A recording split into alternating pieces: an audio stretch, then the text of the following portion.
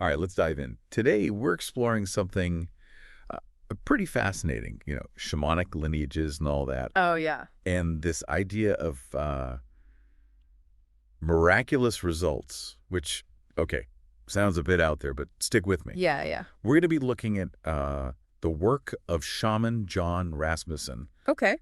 He's got this recent YouTube video and a blog post. Right.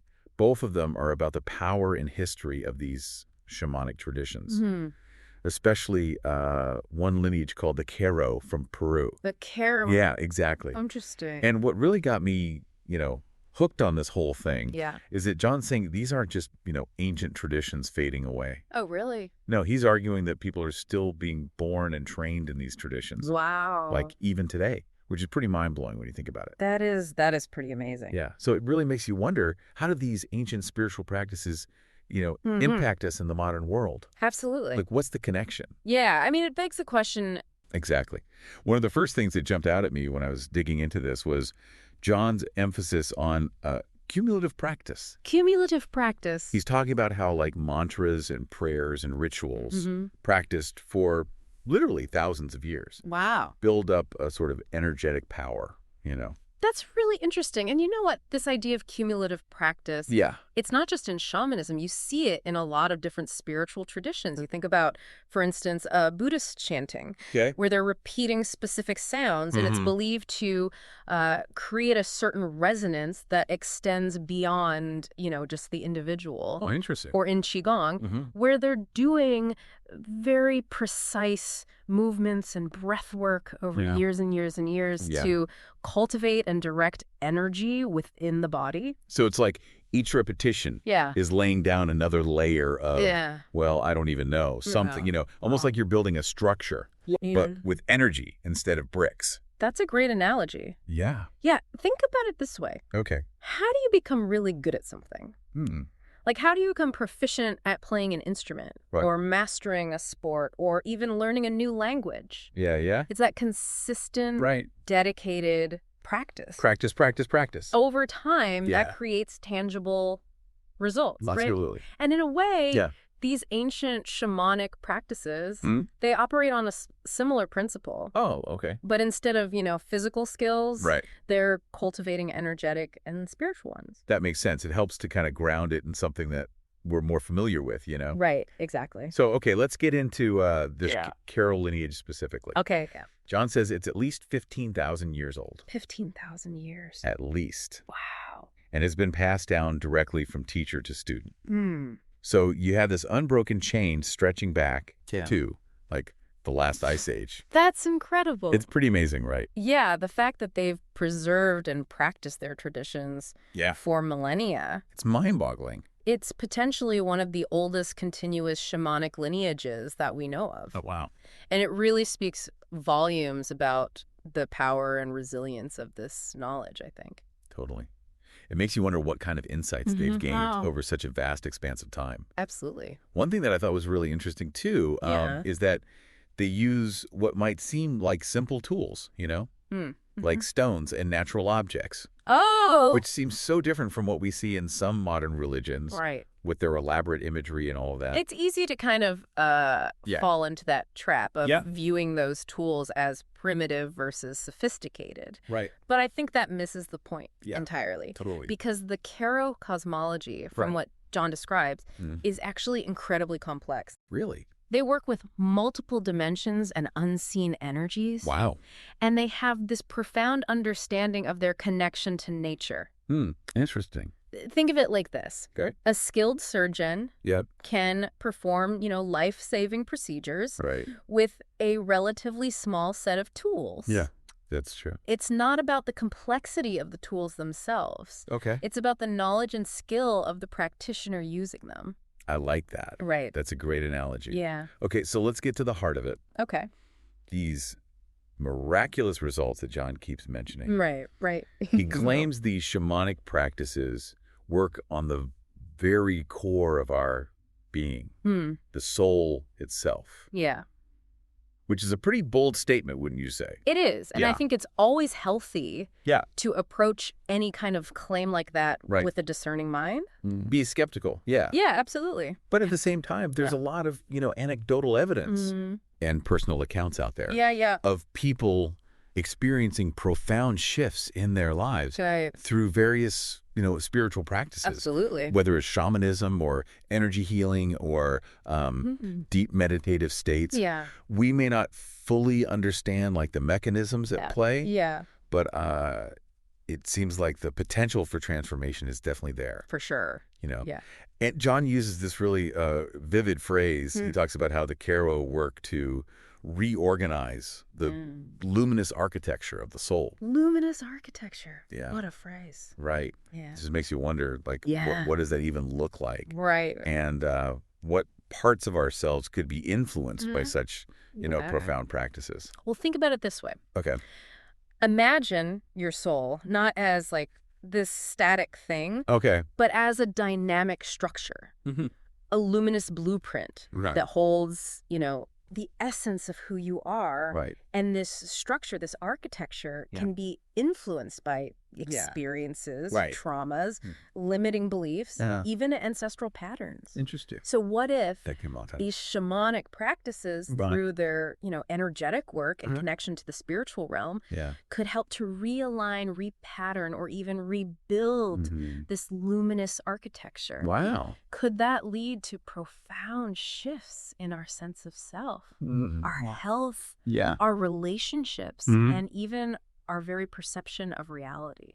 It's pretty mind-blowing when you think about it. It's a captivating idea, isn't it? Yeah, absolutely. Yeah. And this is where it gets really interesting for me. Okay. John talks about the non-local nature of shamanic work. Non-local. Meaning it can happen outside of our typical understanding of time and space. Oh, wow. Yeah, he shares these stories of people experiencing healing in their dreams. Yeah. Or even before meeting him in person. Interesting. Like, whoa. Yeah, this concept of non-locality is something that, modern science is still grappling with. Oh, really? We see hints of it in quantum physics, where entangled particles seem to communicate instantaneously, regardless of distance. That's wild. Yeah. And we also see echoes of it in various ancient traditions, including shamanism, where the boundaries of what we perceive as reality become more fluid, That's interesting. Yeah, it really makes you think. It does. Have you ever had an experience that felt outside of ordinary time or space? Like what? Maybe a premonition? Or a vivid dream that felt incredibly real? Okay. Or a moment of knowing something before it happened? You know what I mean? Yeah, I think many of us have had those like fleeting glimpses of something beyond our everyday perception. Exactly. And perhaps as we, delve deeper into this world of shamanic practices, we might uncover more about the true nature of these experiences and their implications for healing, transformation, and our understanding of reality itself. Right. It's a whole other world out there. It really is. That we're just starting to peek into. Totally, It's pretty exciting. Absolutely. And it's like, John's not, presenting himself as this isolated mystic figure or anything. He sees himself as part of this long lineage of practitioners. That's right. Not just like, a lone individual. That's a really key point, I think, because it highlights the importance of lineage in these traditions, this unbroken chain of knowledge, passed down from teacher to student over generations. It's pretty remarkable. And it also kind of speaks to this idea that these ancient practices aren't, stagnant or fixed. They're living traditions that continue to evolve as they're passed on, So it's not like they're stuck in the past. Exactly. They're still relevant today. Yeah, and it suggests that these ancient traditions are finding their place in our modern world. Totally. There are people all over the globe who are training in these practices and keeping this knowledge alive and adapting it to our current times. Which is really interesting, right? It is. Because it makes you wonder what these ancient practices might offer us in our modern world. Yeah. With all its complexities and challenges.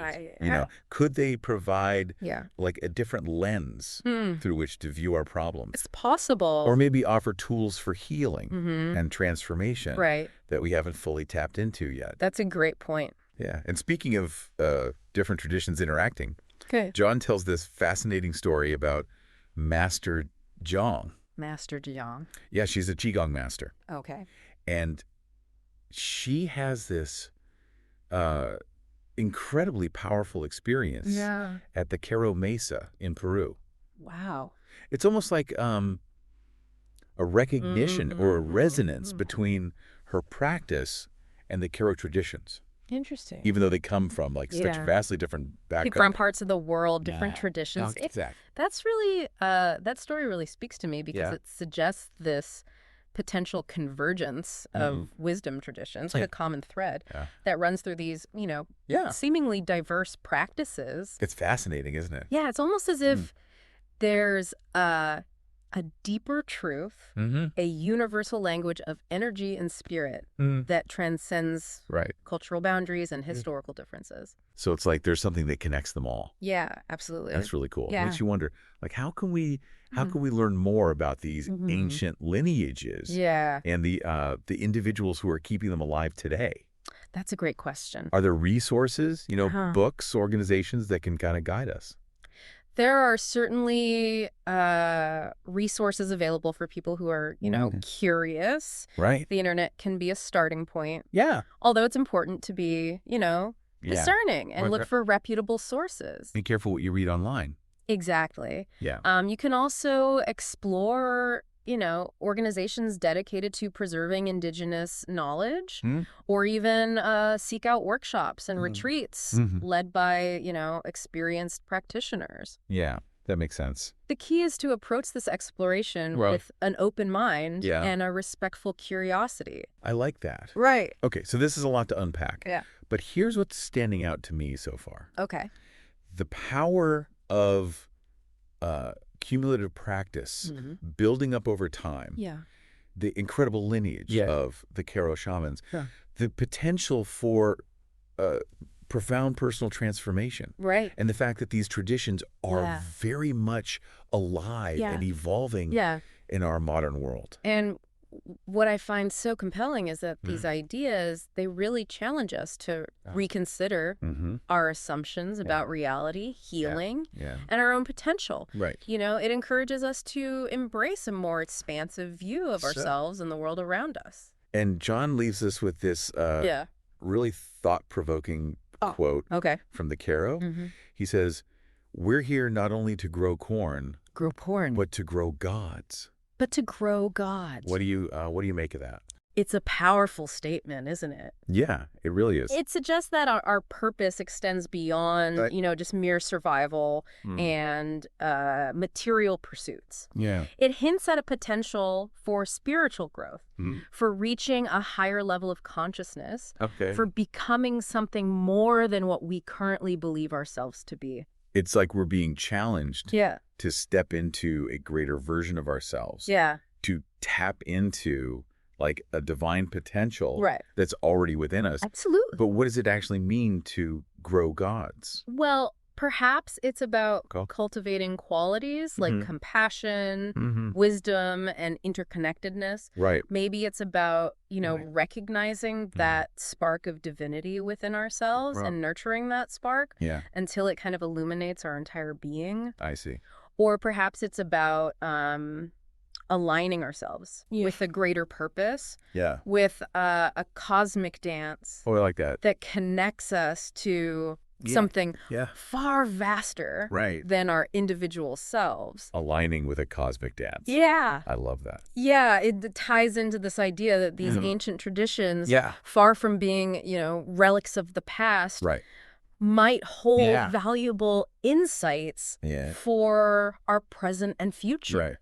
They offer, you know, a different way of seeing the world, a different way of being in the world, one that emphasizes, you know, connection, wholeness, and the power of the unseen. I see. And that's what makes this deep dive so fascinating. fascinating. Right. So mind-expanding. Totally. It opens up a realm of possibilities and invites us to explore those possibilities with, curiosity and an open heart. Exactly. And maybe that's the most crucial point for our listener. Stay curious, keep exploring, and remember that the journey of discovery is just as important as the destination. Beautifully said.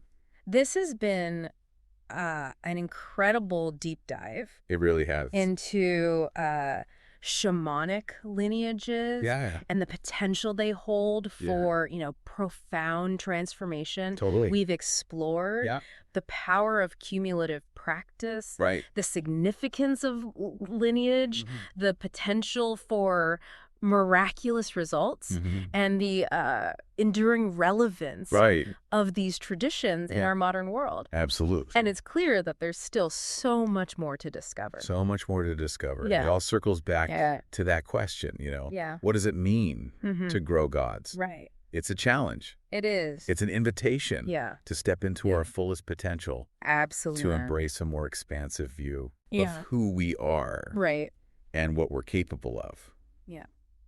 Yeah, it's like a call to action almost. Yeah. Like we're being nudged to, explore those hidden corners of ourselves. Yeah. See what might bloom when we nurture that. Yeah. That God within. Yeah. And maybe it's not just about individual growth, What if it's also about recognizing our interconnectedness? Okay. If we're all, capable of this, of growing gods, does that imply a collective potential as well? A shift in consciousness that, ripples outward. Now you're really making my head spin. It's a big idea. Yeah. It's like John's throwing down a gauntlet. Yeah. Daring us to rethink, our place in the universe. And maybe that's the point. Shamanism, at its core, often challenges our everyday perception of reality. Right. So what if what we consider, supernatural or miraculous today is simply a glimpse into aspects of reality that we haven't fully grasped yet? It's a whole other way of looking at things. It really is. It makes you wonder, what future generations will uncover as they continue to explore these ancient traditions. Absolutely. What possibilities might they unlock? Imagine a future where these ancient practices aren't seen as, something other, but as a valuable part of our, collective human heritage. Right. Perhaps they'll find even deeper connections between these, seemingly disparate traditions, weaving together this richer understanding of the interconnectedness of all things. That would be amazing. It would be pretty incredible. And maybe, just maybe, they'll confirm that the power to grow gods isn't something out there, but something that resides within each and every one of us. What a fascinating thought to leave our listener with. Yeah, the potential for transformation, for growth, for connection. Absolutely. It's all there. It is. Waiting to be explored. Yeah, and to our listener, yes, I encourage you, don't just take our word for it.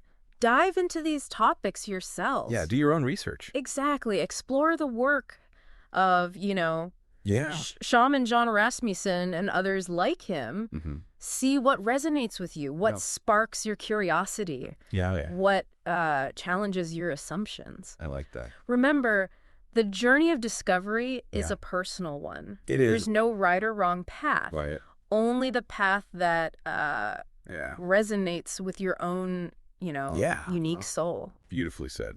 And with that, we wrap up this deep dive into shamanic lineages and the potential for, miraculous results. Absolutely, we hope. We hope it's sparked your curiosity and inspired you to, embark on your own journey of exploration. Exactly. Until next time. Yes. Keep seeking learning. Keep growing those gods within. Awesome. Thanks for joining us, everyone.